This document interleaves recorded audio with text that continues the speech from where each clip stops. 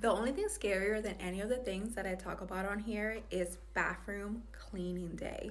This used to be my daughter's chore, but now she's away at college, so it's all up to me. Thankfully, I came up with a little hack. It's this brush by Diamond Shine. You can go to their website to get it, or you can actually go to your local Lowe's and pick this up as well. It's so convenient.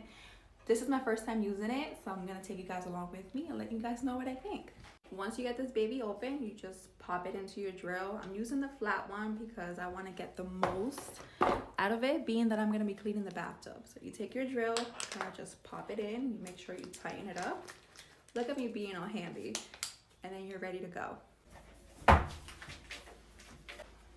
Secret weapon.